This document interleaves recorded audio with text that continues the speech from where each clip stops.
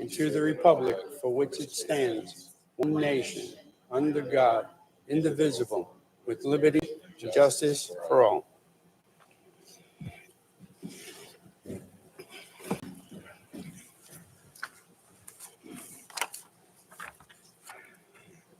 Moving along to 2.01, I'm sorry, wrong page again.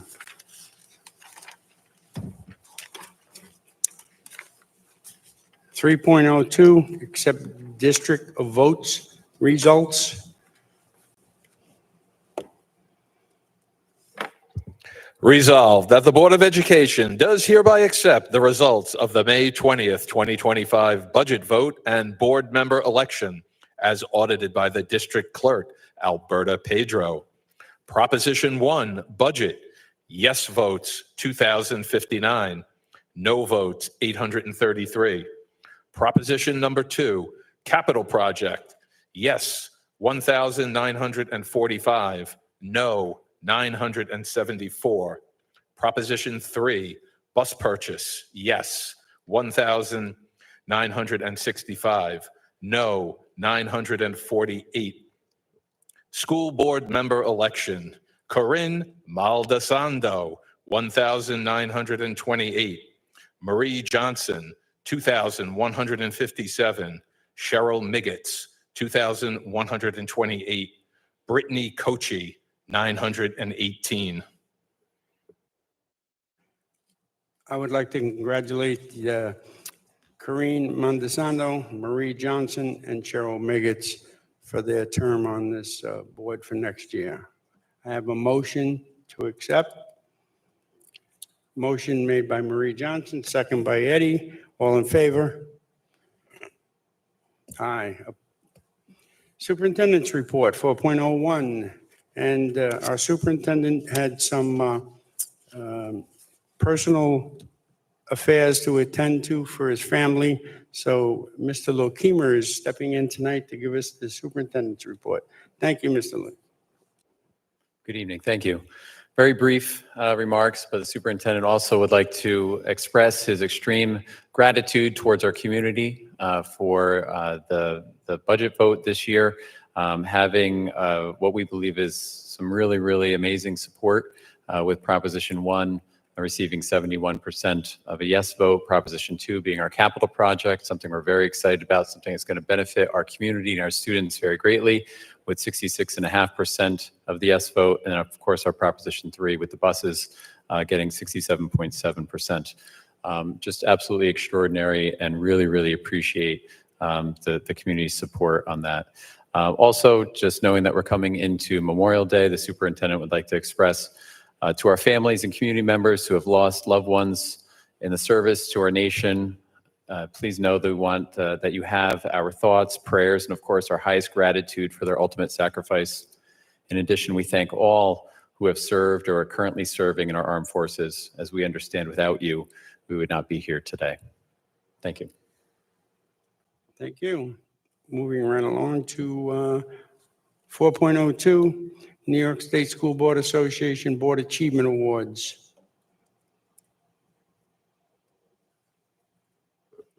The New York State School Boards Association Recognition Program acknowledges school board members who strive to continuously expand their governance, knowledge, and skills.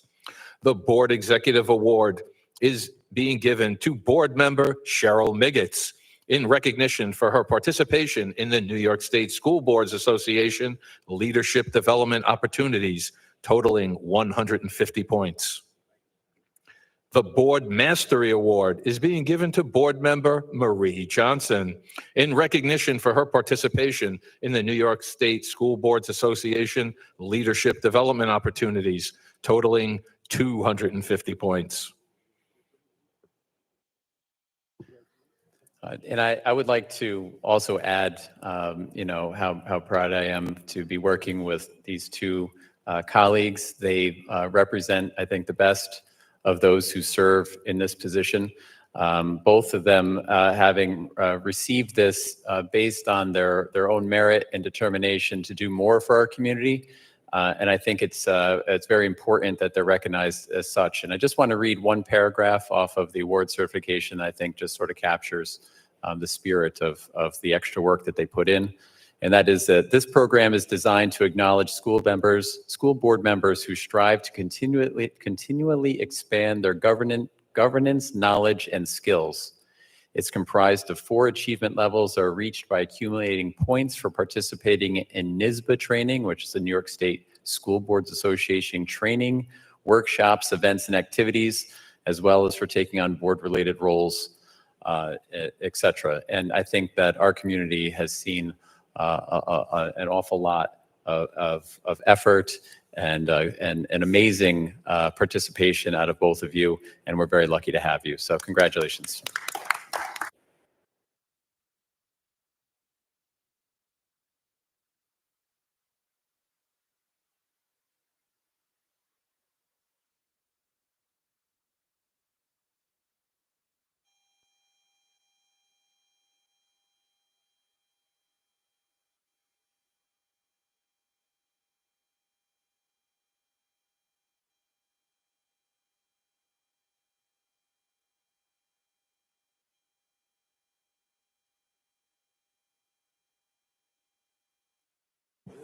And again, I'd just like to congratulate Marie Johnson, Cheryl Meggetts for the extra effort they put forward in training themselves and also representing the Board of Educational Officers. Thank you.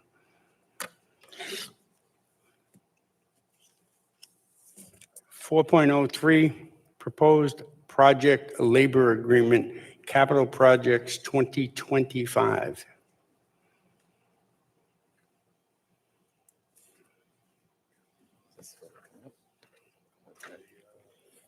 Would you please step up to the podium? This is going to be an informational discussion based on proposed labor agreements. Thank you, sir. Good evening, everybody. I'm Sam Fratto. I'm the business manager of the Electricians Union, Local 363. And Matt, you want to introduce yourself? Yes, hi, everybody. My name is Matt Stoddard. I am the business manager for the Ironworkers Local 417. We cover 6 counties in your area: Orange, Rockland, Dutchess, Putnam, Sullivan, and Ulster. You want me to? Here's what we're going to do. Just we're going to trip over each other. That's what we're going to do. We have some information, excuse me. We have some information that we want you guys to hear from us. I'm sorry. And the first thing I want to tell you is what the message we're trying to deliver to you has 2 sides to it. We're looking at it like a coin. All right. There's 2 sides to this coin. So the first side of the coin we would like to explain to you is like, what is a project labor agreement a little bit and what that encompasses. So I'm going to Matt. All right, so, okay. So listen, and again, thank you, board, for giving us this time. I threw some bullet points together this afternoon just to give you a basic, a quick of what the project labor is, what the project labor can do for your community, what the project labor can do for your school, your future graduating students, and the taxpayers of your community. And then hopefully after Sammy and I speak, if you have any questions, we would love nothing more than field the questions from everybody here. So first of all, project labor agreement will ensure that a project of your magnitude will come in on time and on budget. PLAs help prevent delays by eliminate the risks of strikes, lockouts, or labor disputes. Clear labor rules are defined, conflicts resolutions processes which help projects stay on schedule and within your budget. And they have a potential cost savings. Usually they fall in between 4 and 8%. The second point, bullet point, it delivers high quality work. All the workers that will be on your project, if you guys decide to sign on to put local labor on your project with a project labor agreement, will it guarantees the use of skilled labor. Everybody that will be working on your job will have gone through an apprentice program. Some of them are 3 years, some of them are 4 years, but it's an earn while you learn program. And Sammy's going to get deeper into that, but it's an earn while you learn program. So you're graduating students that come out and they join one of the trades, the 16, 17 different trades that we have here in the Hudson Valley. Will come in, they'll come to school with us at night, just like a regular school, just like yours. Ours goes 2 nights a week and just like the regular school year, and they're off during the summers and the holidays. But it's an earn while they learn program. We all have state-of-the-art facilities. Sammy's is one of the best in the whole Hudson Valley. I hate to say that because I like mine, but we do everything that we do in our schools is what we do on your projects, just on a smaller scale. And safety, we prioritize ourselves in safety. The state tells us we have to hit certain levels. Like everybody that works on your project has to have OSHA 10.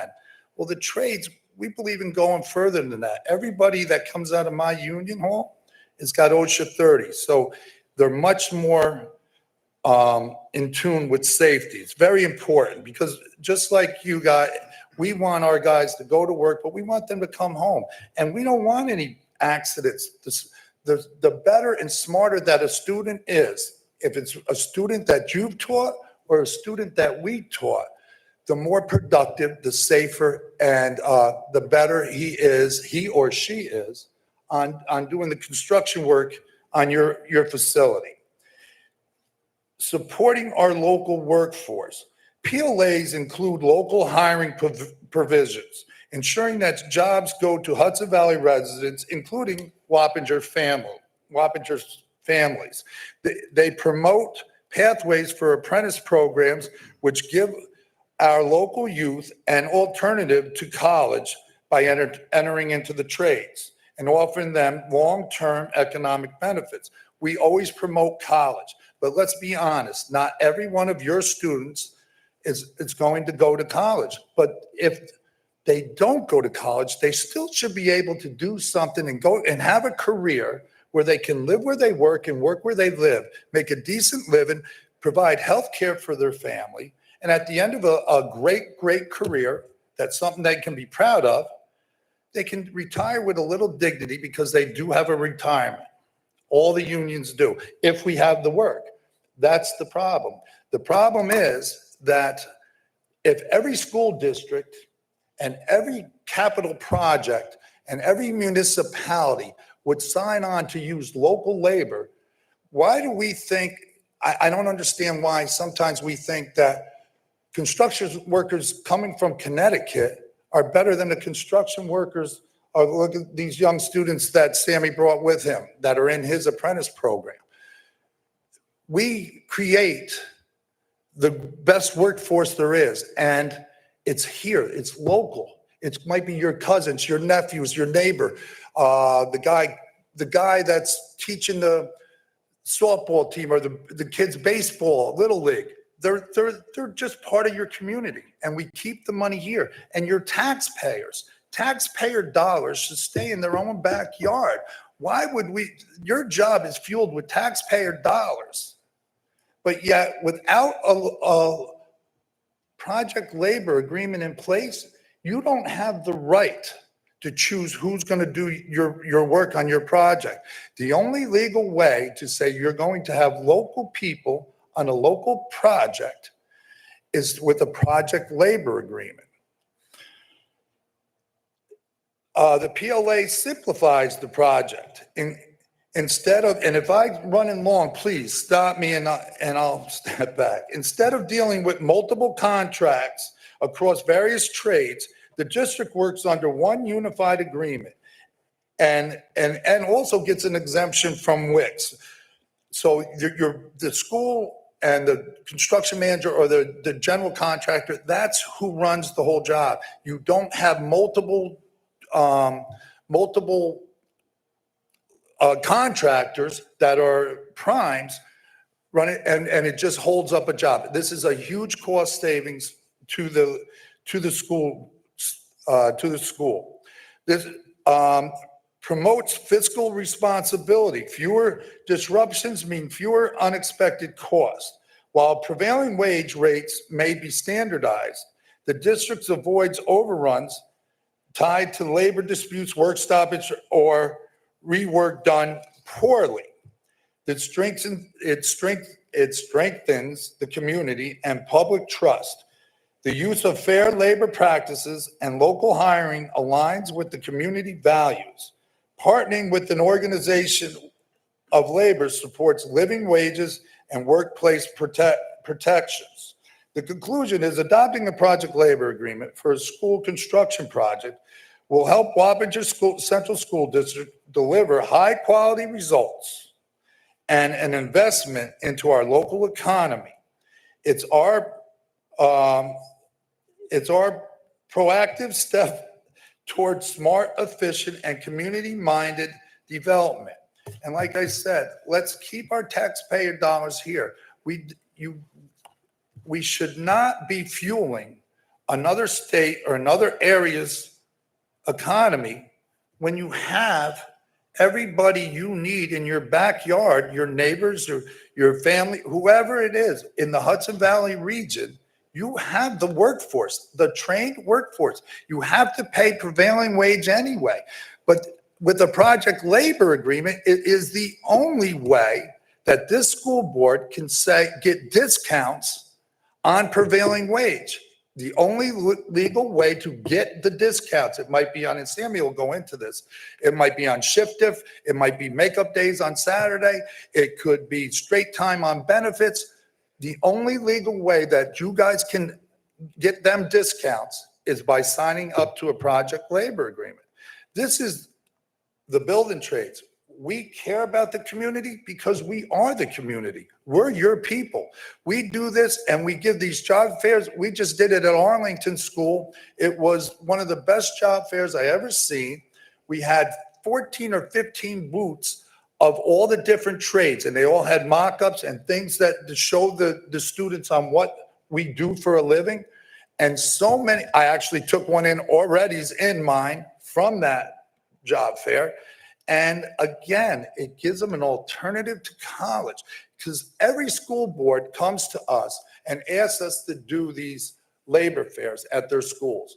And every school board, along with us, say, listen, go to college. We all agree, go to college. But the ones that aren't going to college don't have a great choice. This gives them a choice. And they can be a productive member of society because, again, they'll make a decent living. You're paying prevailing wage anyway. We're actually cheaper than prevailing wage once you sign up to the project labor agreements. I'm sorry if I ran a little long, but when you're ready to questions, but Sammy's All right, going to hit the good things now. Well, I don't know about that, but.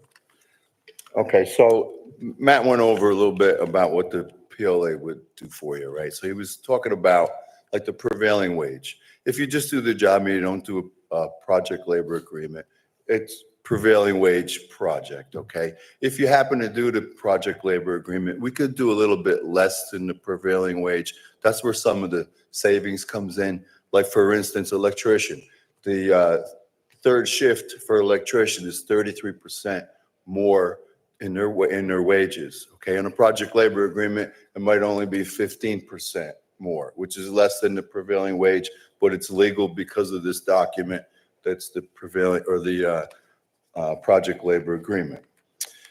It coordinates the rules of the project. It coordinates procedures for the project, applies to all workers and contractors. So if you have a problem with a contractor, he's not happy because he feels like you're not paying him quick enough, and he says, I'm going to take my workers off the project, they can't do that.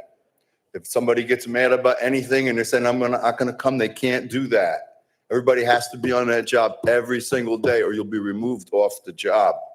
Okay, so there's a lot of structure to this. All the workers, like Matt said, every worker on that job, if you do a PLA, every single worker on that job is qualified, trained, and probably already certified, like an electric or any trade, a certified journeyman recognized by the state. If they're not that, they're an apprentice that is in the program at some point going through that. So this school district will have everybody on there will know, like, kind of be trained, okay? If you don't have that and it just goes by a low bid, I'll give you an example. I know nothing about ironwork, but I could bid that job and put the low bid in, and I'll just go find guys and go, we're going to be iron workers. And they would be on the job. And we see that all the time. We go to different projects, and that's the way things are done a lot. And you can see the difference. So you guys deserve better than that. And you have dispute resolution, you're utilizing local workers, union and non-union people can work on this project. So it's open to everybody. PLA's been used since the 1930s. But the real reason why we're here, the real reason, is for these kids. That's what it is. There's a real good chance we'll probably build this building whether you do a PLA or not. I still want a PLA. And my members should look at me and say, why are you up there trying to give away my 33% and give them 15% that I'm going to work on a third shift for? The reason is because the world's a big circle. And when you guys have a $150 million job or whatever it is, we need you to use local people, like Matt said. And on the other end, we use that as an opportunity for people that are in high school that really don't know what they're going to do. And some of them could be exposed to the trades. There's almost 20, we say 16, there's probably really, if you got in there, 19 or 20 different trades. Elevator, ironworker, mason, electrician, carpenter, plumber, labor, that go on and on and on. Okay, and there's all these opportunities. Look at that as 20 businesses are coming to you saying, hey, we plant flowers too. Why don't you use us? And we have 20 different businesses that your graduates could come get exposed to. What I want to tell you this for is because I was that kid. I didn't go to this school. I went to the Newburgh School. I had no idea. My parents didn't go to college. I had no thoughts of it. I saw everybody else doing it. I'm the type of person that if I don't know what I'm going to do at the end, I'm not going to get involved in it. I need to know what's down there. It kind of goes with an apprenticeship, right? You know what's down there. But I was that kid, and I went to the guidance counselor scared to death because I thought I was in trouble, right? I wasn't thinking of college. And then when I get there and he said, what do you want to do? I said, I don't know. You're going to go to college? I really don't know. My grades showed it that I probably wouldn't have anyway. Okay, but it was kind of like toodaloo. Nice to see you, Sam. Good luck to you. But there was no guidance. Okay, so now I'm the business manager of the electricians union, and I want to save kids. I want them to get into trade. If that didn't happen to me, I don't know what I'd be doing. What I'd be doing like everybody else, whatever. Okay, but here I am. I'm lucky, and I'm running the whole union, and I'm not going to let that happen. And that's why I'm here to talk to you guys. You need to consider this just for the kids. You're going to build the job anyway. When you're done, you're going to have a $150 million project. This could be great. You could say we did that. Everybody was qualified on it. Everybody was local. We had apprentices that came from our school that are getting opportunities. We got kids going to the ironworkers, the mason, the plumber, all because of this. And then here's the best thing. This never ends. We've been doing PLAs with Newburgh schools. I've been doing this job almost 40 years. We've been doing PLAs at Newburgh School for probably 30 or 35 of them. The new job that they have right now, the big project they have going now, PLA, everybody's local. There's Newburgh kids in our school. Well, these people here, and I counted in my local. I got almost 200 people that graduated from your school anyway, by accident. But I don't want it by accident. I want it real. We're here because we want to make a good, solid relationship with you guys, where it's an open door. Every year we'll be here for the career day. Whether you guys ever build another building again or not, that's not the important part. The important part is every year we get a chance to put in a new apprenticeship class, all of us. I get about 40 people, maybe 50, with maybe 2 classes, 25 or 30 in a class. Every trade does the same thing. The more work that is done, like we're trying to explain, the more apprentices that are needed, the more careers that are made. Okay, if you go through the apprenticeship of any construction trade, you'll be making $100,000 when you're done, and you will have 0 student debt. Our schooling is free. And if you came down and saw our school, it would knock your socks off. It's a $6 million building. It's beautiful. Absolutely gorgeous. 15-foot by 20-foot LED screens. It's beautiful. There's a hands-on building, and it's all open to residents of the Hudson Valley, just like every other trade. And there's a lot of them. So I'm just asking you to really I just consider this. need to ask for an extension of time. Can I get 10 minutes? So moved. You can do do 10. 5. I'm almost done. Okay, Well, five. does anyone have a few questions Yeah, at this point? I'm sure you got my gist. For 10 minutes. 10. 10 minutes. No, this was a discussion. So, It's a conversation. It's in case if board members have some questions. any questions by any members of the board? We have to do a time first. Yes. All those in favor of 10 minutes? So moved. That's okay. No, I totally get it. So why don't we do this? I believe you guys kind of got my point, right? I want to see this work. I think really it makes sense. It's going to make a lot of sense for these kids. Believe me, it makes you feel good. I'm going to say this, and it's not really the word, but it makes you feel good when you save somebody and you see that person get married and buy a house and pull in with his nice car that he likes and come in with his kids or her kids. So, and there are hers, aren't there? Okay, so anyway, there's a lot more than them, but we're open. We're open. It's a great, the building trades, especially in the Hudson Valley, building trades are awesome.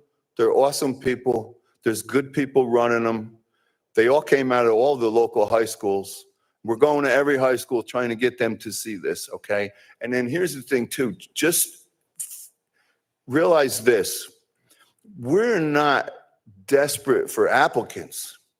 When the electricians put out applicants, I get 200 people apply for however many slots that we can fill, right? So it's not that we're desperate, and not every kid in your school district's going to come to the trades, but there's going to be that handful.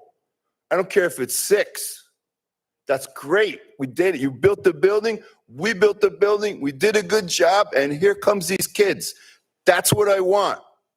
Sorry to talk loud. I'm not yelling at anybody. That's what Sam does, right? Tell them they know me. But I'm true blue. Okay, I'm what we're saying is real. There's no trick to this at all. There's no trick to the PLA. What the PLA does is this. Every contractor, every worker, everybody on this job is going to go by the same rules. You're all going to start at 7. You're all going to go to lunch this time. You're all going to quit this time. You got the same holidays. And by the way, there are less holidays than it shows in the prevailing wage. Prevailing wage might say the ironworkers have 9 holidays. The electricians have 7. The painter has 10. Whatever it be. No, you're all getting 6. You're all getting 6, and here they are. And believe me, in my union with everybody else that aren't on a PLA job, the day after Thanksgiving, they're home. They're on a PLA job, usually they're working. And that's the way it goes. So, question. I don't have a question, but I do like to thank you for the presentation. And if the same passion that you have presented here that you have in your classroom, which your class is shaking their head yes. Yeah. I'm sure that every job that you work on, the work is excellent, the workmanship is excellent. So thank you for the presentation, and thank you for wanting to assist students that would like to go the pathway of trade and to become highly professionals and architects like yourself. Thank you very much. You give me a little chill right now because I want this to work. It's going to be good. Do we have Tell any you other that. questions for Sam? Is your name right? Do you Sam, have any yeah. other questions for Sam? Any other statements you want to make? Thank you, Sam. We Just appreciate you consider it. coming And in. whatever you guys need, we're here. Thank you. Very enlightening, by the way. So I'd just like to share with everybody, I shared some information with the board members to review. This is an ongoing conversation through the Capital Committee moving forward. We have information being reviewed still and gathered by our architect. So at some point down the road, once we have some timelines with regards to how the projects are going to be rolled out, This will come back in front of the board for some more conversation and then a decision to move forward or not. But if anyone has any questions on the information that I emailed to you that was supplied by our attorneys, just shoot an email back and we'll get answers to those questions as well. So Sam, thank you for coming. Thank you for bringing your students over. That's fantastic. We'll definitely be back in touch. Thank you very much. Thank you also, Matt. And thank you, Matt, too. And Mr. Sharkey, thank you as well. Sharkey. Thank you, and all the students that showed up, that participated. Thank you. Thank you. Go Union.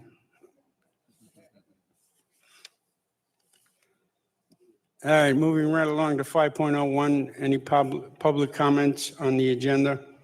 Anyone signed in? No one signed in, so we are going to waive the reading. 5.02, communication announcements received by the Board of Education.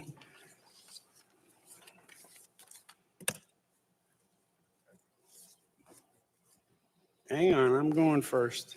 Baby. Relax. I didn't forget you.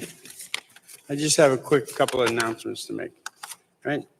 Last night, Superintendent Dr. Bonk, Principal David Sipe, Principal Dave Casalawa, and Principal Laura DiStefano and myself attended the Lower Hudson Council School Superintendent's Awards Dinner.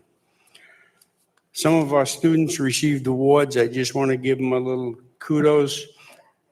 John Jay students, Charlotte Wang, Emma Mazzata.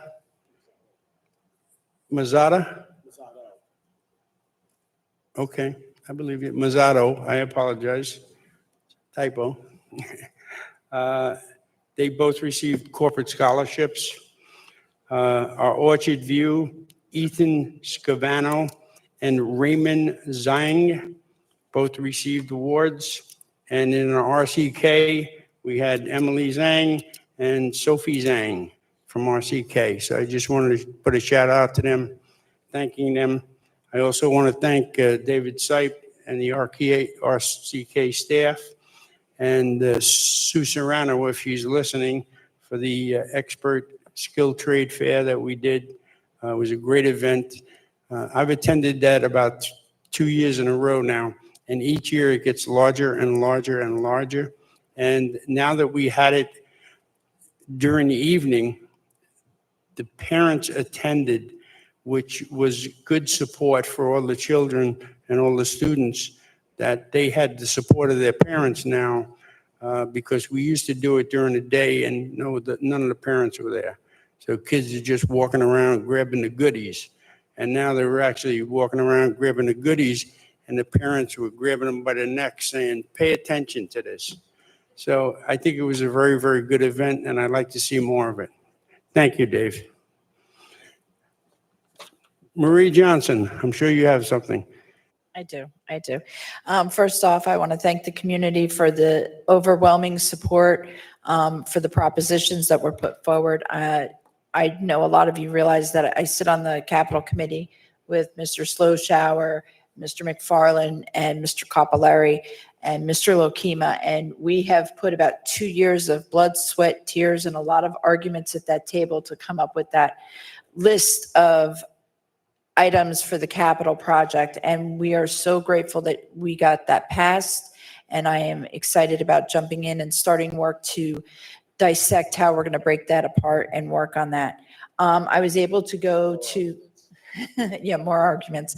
I was able to make it Monday to the John Jay Memorial Celebration for our fallen heroes. And also on Wednesday, Mr. Sipe invited us to Royce Ketchum with Ms. Bosch doing that. Always, both of those schools do such a beautiful presentation to our fallen soldiers. And I want to just remember to think of those this weekend that have paid the ultimate price. Tuesday, we were able, Trustee Miggets and myself were able to go to Lime Rock to watch Mr. Dyson actually race the cars ahead of the final judging tomorrow. And it was probably, no, it was the best day ever that I have been on this board for 6 years. I can honestly say, my life was complete after that day. It was so much fun. And to be able to experience it with these students and these instructors and to see the smiles on their face was just, that was why we do this job. We don't get paid for this. This we do for the smiles and the knowledge that we've helped some of these children. And it was very heartwarming. And I just want to thank everybody for those opportunities. Thank you, Trustee Johnson. Trustee Cullen, please. We had the opportunity also of going to the Ketchum Memorial Day service, which was very moving. And the History Honor Society at John Jay and the Business Honor Society at both John Jay and at Ketchum were I think it's very nice nowadays that they have so many different honor societies at the different schools. Years ago, when I was in school, there was just the National Honor Society, but now they have so many, and Wappingers has taken the initiative. Their advisors have started chapters of all these different honor societies, which recognize students who excel in one subject or another and give service to the community. So I'd like to congratulate them. Thank you, Trustee Cullen. Anyone else? Trustee Miggets. Yes, one of the things that we did on Tuesday is many of us were able to attend the Fallen Officers Memorial at Fishkill Plains Elementary, which was a very moving ceremony with the Dodato family. I also want to echo Trustee Johnson's comments and thank everyone for turning out to vote and passing the budget and the propositions. And I really want to echo her statements about Lime Rock, because her statement that it was the best day ever doesn't even do it justice. The build teachers at the two schools took us out onto the track in the cars our students made. And so we were able to have that bucket list item of riding in a race car on a proving grounds racetrack. And I want to thank the students for how gracious the students were and how they welcomed us into all of the activities that day. And I want to wish them, both teams, good luck tomorrow in the finals of the Winter Circle Project at Lime Rock. And we've also been following our teams into the postseason play. We want to wish the Ketchum girls softball team good luck in their playoff game on Sunday. We are very proud of both the Royce Ketchum and the John Jay baseball teams for qualifying for postseason, while unfortunately the John Jay team ran into a very motivated Arlington team yesterday that ended their dreams.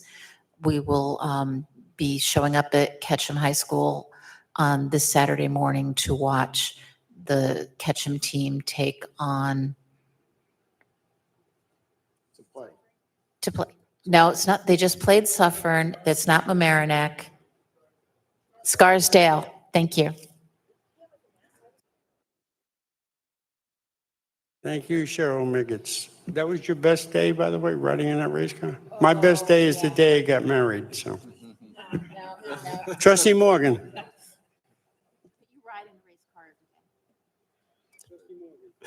Thank you, President McFarland. Just to echo the comments that Trustee Miggets made, thank you to the Fishkill Plains community for the ceremony earlier this week. I don't want to miss anybody, but I know Trustee Johnson was there. Trustee Kellen, were you able to attend Fishkill Plains? No. Trustee Sloshower, Trustee Miggets, myself. Trustee Lumia was also there. as was Virgil there? No. So sorry I didn't have remarks prepared, but it was an outstanding event. The Dodato family was paraded through the school, lined by the Fishkill Plains students, holding up signs that they made thanking the Dodato family for the service of not only their sons, but the cousin that was there. Many people in that family have served this community as police officers. And it was just a very, very nice ceremony. Thank you to Principal Fazio and the entire team over at Fishkill Plains that put that together. Thank you. Thank you, Trustee Morgan. Anyone else? Okay, moving right along, 6.01. Does anybody have anything to remove from the consent agenda? Trustee Sloshower. 6.03, item number 50.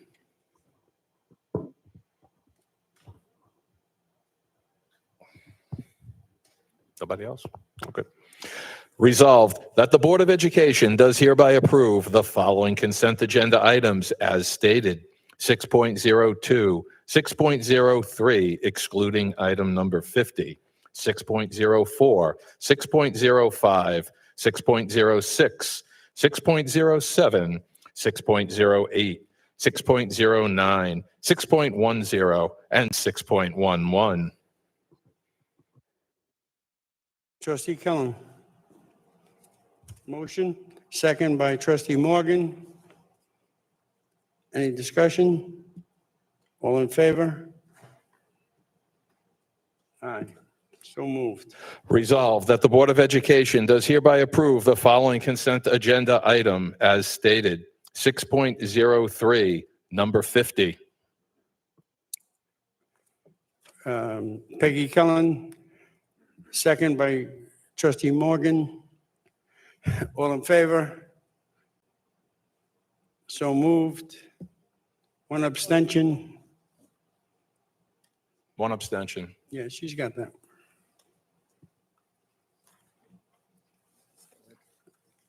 Okay, yeah, okay, so I'd like to congratulate Dr. Dan Wilson as the Assistant Superintendent of Special Education.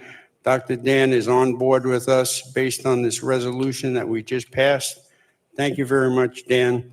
Looking forward to seeing you in the special education. If we could all give him a round of applause.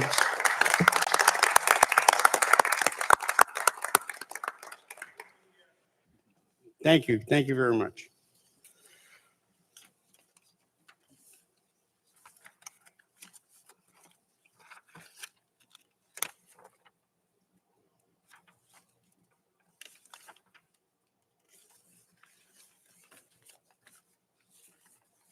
Okay, moving right along, 7.01, approval of contract with DC BOCES installment purchase agreement. Resolved that the Wappinger Central School District approve a contract with the Dutchess County BOCES for the acquisition of computer technology hardware, software, and related equipment through a 4-year installment purchase agreement, IPA, commencing in the 2025-2026 year with a maximum total principal cost of $709,812.50, plus related borrowing costs, finalized by the superintendent, subject to the approval of the Commissioner of Education for a period of 4 years, 2025 to 2026, 2026 to 2027, 2027 to 2028, and 2028 to 2029. Be it further resolved that the Wappinger Central School District will pay the Dutchess County BOCES through its regular monthly billing cycle over the 4-year period to commence during the 2025-2026 school year. This IPA will include the replacement of 393 student Chromebooks, 430 desktop computers, the replacement of 60 student iPads, and the purchase of networking equipment through E-Rate. Do I have a motion? Peggy Kellum, do I have a second? Trustee Sloshower. Any discussion? All in favor? Unanimous. Thank you. 7.02, approval of additional construction administrative services request 2023 capital project phase 2. Resolved that the Board of Education of the Wappinger Central School District does hereby approve an increase to the construction administration services request related to the 2023 capital project Phase 2 requested by Rhinebeck Architect at a cost not to exceed $76,000, as stated in the letter dated January 6th, 2025 to Ron Bross, Director of Facilities, as attached. So moved. So moved.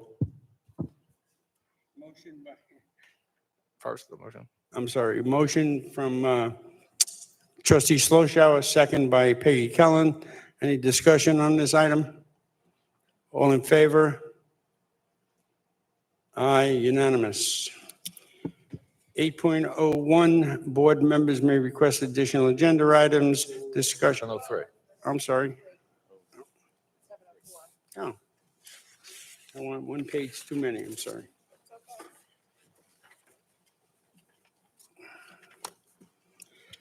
Seven 7.03, approval of right-of-way to town of East Fishkill for John Jay sidewalk. Whereas the town of East Fishkill has requested an easement across a portion of property owned by the Board of Education of the Wappinger Central School District Board of Education, consisting of 0.056 acres, as more particularly bounded and described on a survey map and sketch in substantially the form as annexed hereto as Exhibit A, for purposes of installing, maintaining, repairing, and/or replacing a sidewalk fronting on State Route 52. And whereas pursuant to Education Law 405, the Board of Education is authorized to convey easements to any municipality. Now, therefore, be it resolved that the Board of Education of the Wappinger Central School District approves the conveyance of an easement to the town of East Fishkill as more particularly described in Exhibit A. And be it further resolved that the President of the Board of Education of the Wappinger Central School District be authorized to execute all documents in related to such easement. Motion, Peggy Killen, second by trustee Sloshower. Any discussion? Eddie?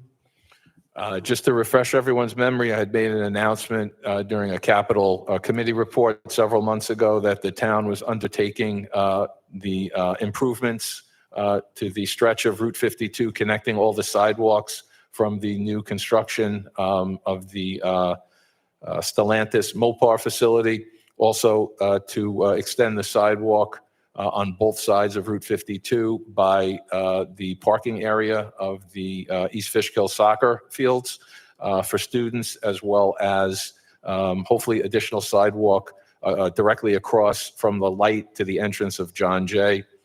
So obviously for safety purposes, and I'm happy that the town was able to get this underway. And from my understanding is they anticipate this work being done by the end of the 2025 year. Thanks.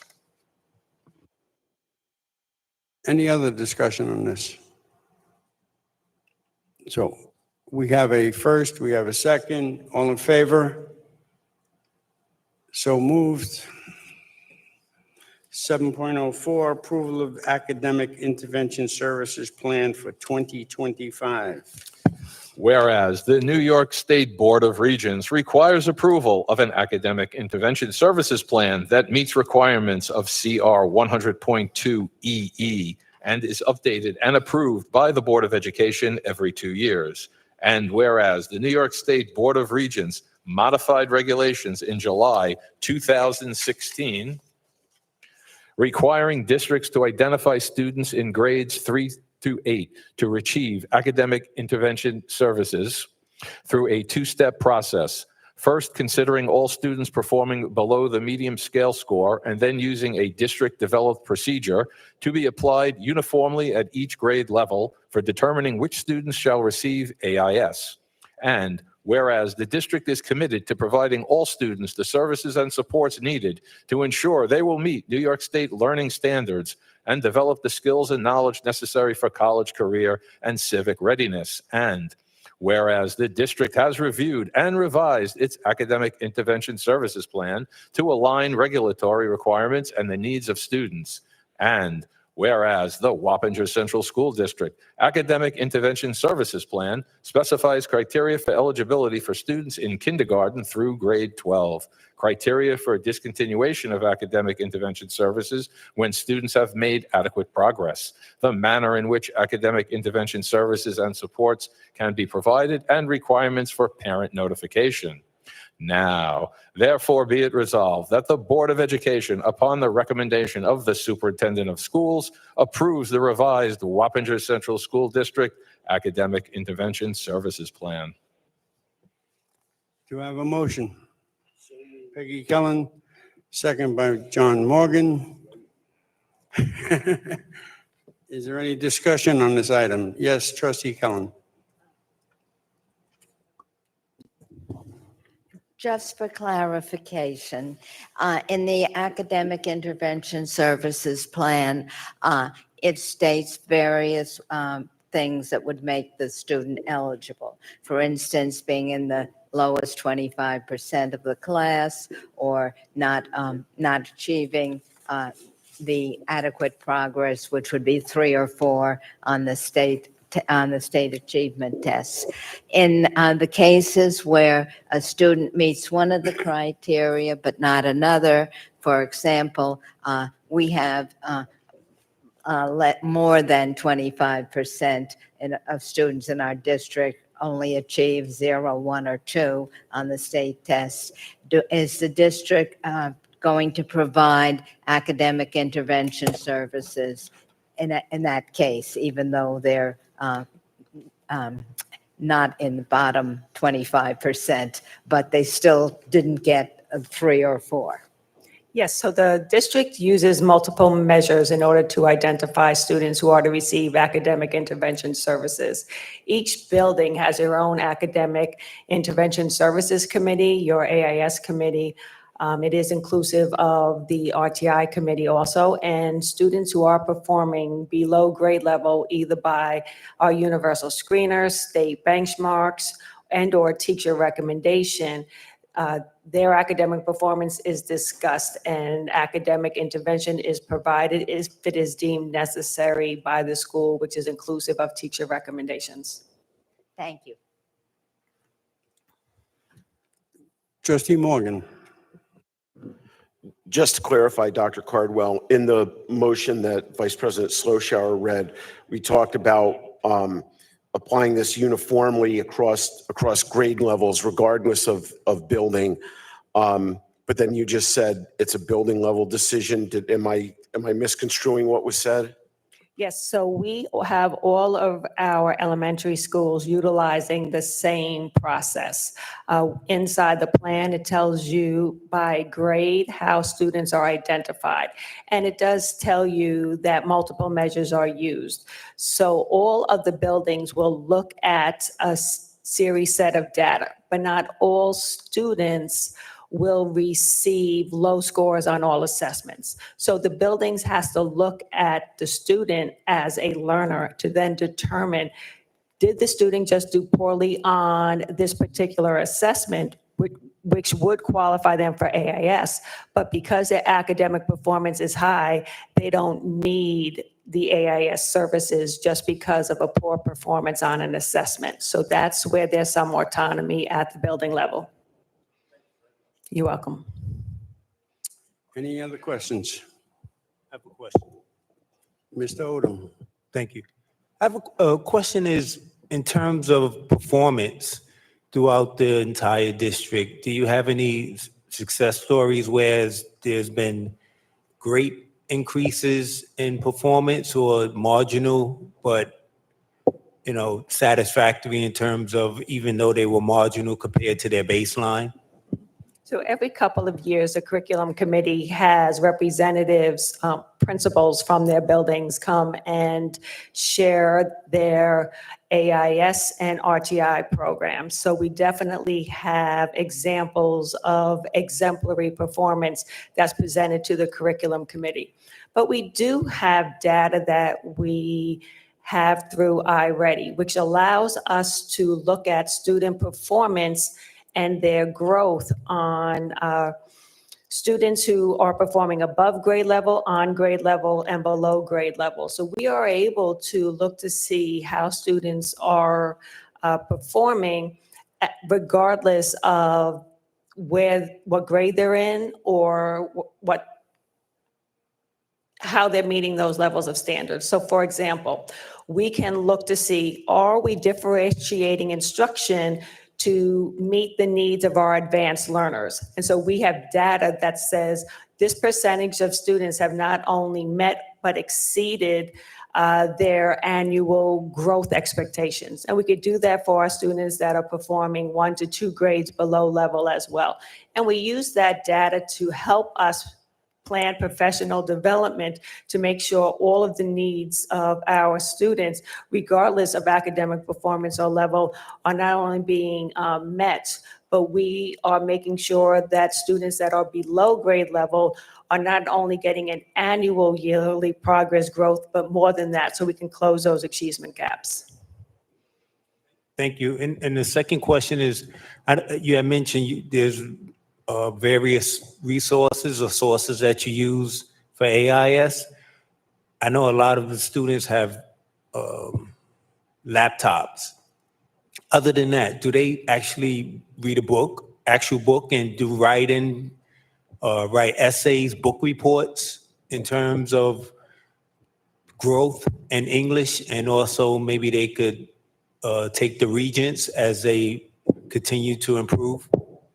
Yes, of course. So not all students in AIS receive the same academic support. The support that's delivered to the student depends upon what they're deficient in. So AIS will be focused on a skill deficit to make sure that whatever those students need, they're receiving that instruction in. So at the elementary level, we have various different support programs. I know that the board knows that all of our AIS teachers have received training in Orton Gillingham, which is a multi-sensory reading program. This year, we are also, for the year coming up, we are providing professional development on a multi-sensory math program. We're excited to be adding that, and that professional development will be offered in November. At the junior high school level, we do have AIS classes for the students, and that's also skills-based. And at the high school, we have our AIS courses as well as our after-school programs, which is based upon Regents Prep and Regents support for those students that may have previously failed or are getting ready to take a Regents exam and they need additional support to make sure they're meeting those standards. So students will have additional practice, whether it's on a skill in math or Regents questions. If they are having difficulty reading, whether it's in fluency or whether it's in phonemic awareness, they may be reading in order to support those skills that they're deficient in, and the same thing with writing. Any other questions? Trustee Kellum? Roughly what percentage of the students who get AIS need this support year after year after year throughout their school career? And which ones, about how many, I realize this is very rough, but about what percentage only needed once or 1 or 2 years, and after that they go on without needing that support? All right, so I'm going to have to do a little research to get back to you on that number. I do have some data in front of me. Doesn't exactly answer that question. Let me just take a look. Let's play some waiting music. All right, so I'm going to pick 3rd grade since I have it in front of me. So what I'm looking at is looking at the iReady data. which is just one data set. Keep that in mind. So if I'm looking at students in third grade last year that were one grade below grade level, we know that we have 27% of those students that were one grade below level last year needed to be in AIS this year also. So we do get data that way, but it's just on this. In order to find out those specific numbers, I need to contact the schools and find out how many students exited the AIS program and how many students remained. Thank you. Anyone else? Trustee Morgan.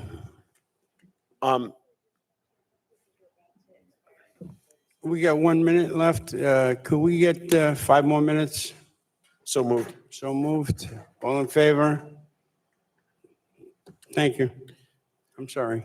Continue. To Trustee Odom's question regarding reading physical books or working on the computer, I believe I'm aware, and you can fill us in, it may not have anything to do with AIS or RTI, but don't we have at even the secondary level in English classes like classroom libraries of books, and how are those utilized? Maybe that would speak specifically to Keith's question. Are you asking how classroom libraries are used in an AIS class or in their general reading class? So I wish I could give myself credit for asking the question in that informed a way, but I was just stating that I'm aware that we do have classroom libraries at the secondary level. It's probably a foregone conclusion that we have that at the elementary level. But I know we have that at the secondary level where students can access a physical book in the classroom without going to the library. And maybe you could just talk about how that factors into curriculum overall, whether it does or does not involve AIS or RTI. Thank you for clarifying your question for me. So we are extremely fortunate that I'm going to go out on a limb and say all of our classrooms that teach reading in some capacity has an extensive library of books. Many of these books are purchased based upon student interest and grade level, and that would be at the secondary schools. And we also have many books at the elementary level that are based upon students' reading levels. So if you have a fourth grade student, for instance, that may be reading below the fourth grade level, they will have access to books on their particular reading level, so they can read independently, but they're also exposed to books on their instructional level, in which they will continue to be challenged to learn the skills and learn to develop higher level, grade level reading skills. Thank you. Any other questions? So thank you, Dr. Cardwell. Really appreciate the information. Thank you. So we have a first, a second. All in favor? Unanimous. So moved.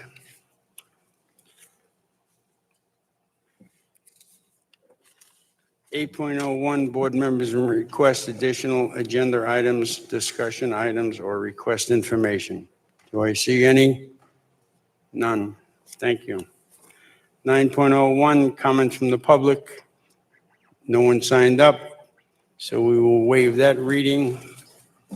And then, of course, we go to 10.01, requesting a motion to adjourn the meeting. Motion to adjourn? Resolved that the Board of Education does hereby adjourn the May 22nd, 2025 Board of Education meeting. The time is now 8:38 p.m. Trustee Johnson, second by Trustee Morgan. All in favor? You sure you don't want to stay longer? Huh? All right, thank you. Motion adjourned.